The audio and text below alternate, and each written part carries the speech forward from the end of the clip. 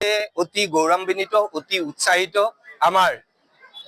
দাদা আসলতে অসমৰ শ্ৰদ্ধাৰ যশস্বী অদ্বিতীয় অনন্য মাননীয় মুখ্যমন্ত্ৰী ডক্টৰ হিমন্ত বিশ্ব শৰ্মা দেৱৰ সহধৰ্মিনী আমাৰ বাইদেউ ৰিণিকী ভূঞা শৰ্মা বাইদেউ নিৰ্বাচনী প্ৰচাৰ চলাবলৈ মান্দাকাটা পঞ্চায়তলৈ তেখেত আহিছিল আৰু মানুহৰ উৎসাহ ইমানেই বাঢ়ি গ'ল যে আমাৰ মান্দাকাটা চাহ বাগান দুৰ্গা মণ্ডপত মানুহ মানে লোকে লোকাৰণ্য অৱস্থালৈ যায় আৰু বাইদেউৰ মুখৰ যিখিনি তেখেতে বক্তব্য ৰাখিলে আমি দিগন্ত হেমন্ত বিশ্ব শৰ্মা দেৱৰ বাইদেউৰ সহধৰ্মিনী আমি বাইদেউ যি আমাক ৰাইজক মানে বক্তব্য দিলে আমি অতিকৈ আপ্লুত হৈছো আমি কোনো দিগন্ত কলিতাক আমি চিনি পোৱা নাই আমি মাত্ৰ ৰাইজে ভোট দিম ডক্টৰ হিমন্ত বিশ্ব শৰ্মা দেৱক আৰু দাদাৰ প্ৰতি আমাৰ এই অঞ্চলৰ উকুণ্ঠ মৰম আছে শ্ৰদ্ধা আছে কাৰণ আমি সদায় দাদাৰ ওচৰত টানে বিপদে আমি তেওঁৰ পৰা যথেষ্ট সঁহাৰি লাভ কৰি আহিছো আৰু ভৱিষ্যতে তেখেতে নিজ মুখেৰে আমাক কৈছে যে এই মানুহখিনি মোৰ মানুহ এই মানুহখিনিৰ লগত মোৰ 25 বছৰীয়া সম্পৰ্ক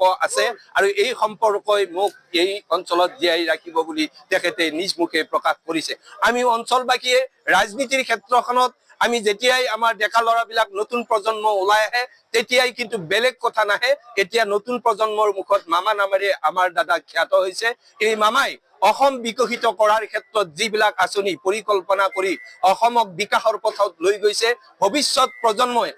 ইয়াৰ পিছত অহা 5 বছৰত আকৌ এখন নতুন নিৰ্মিত অসম দেখিবলৈ সক্ষম হ'ব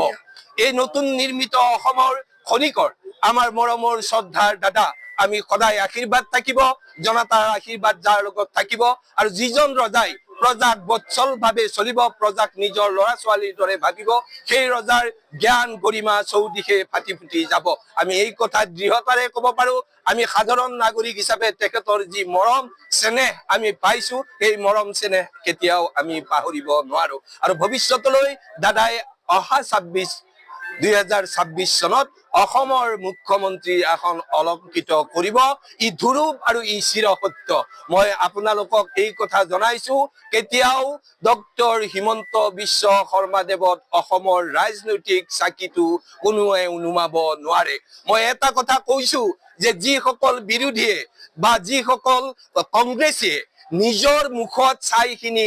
ছাই খানি লৈ আইনা মুচিবলৈ যায় সেই সকল কংগ্ৰেছী বা বিৰোধীৰ কোনো কাম নাই আগতে নিজৰ মুখখন তেওঁলোকে পৰিষ্কাৰ কৰি লওক আৰু স্বচ্ছ যিখন আইনা ডক্টৰ হিমন্ত বিশ্ব শৰ্মা দেৱৰ স্বচ্ছ নিযুক্তি মহিলাৰ বাবে বিভিন্ন ধৰণৰ আঁচনি উদ্যমিতা আঁচনি অৰুণোদয় আঁচনি যি গৰীব মহিলাসকলে লাভ কৰিবলৈ সক্ষম হৈছে আমি সেই গৰীব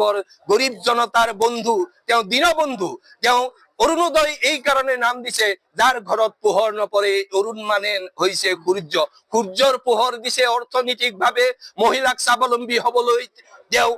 উদ্যমিতা আঁচনিৰ জৰিয়তে স্বনিৰ্ভৰশীল হ'বলৈ তেওঁ যি আঁচনি যুগুত কৰিছে আমি সেই আঁচনিক প্ৰণাম আৰু শ্ৰদ্ধা জানিছো আৰু দেশৰ আই মাতৃসকলৰ তেখেতৰ প্ৰতি যি শ্ৰদ্ধা যি মৰম এই আই মাতৃক যি শ্ৰদ্ধা কৰিছে এই আই মাতৃৰ শ্ৰদ্ধাই তেখেতক সদায় শিৰ উন্নত কৰি ৰাখিব ইয়াকে কৈ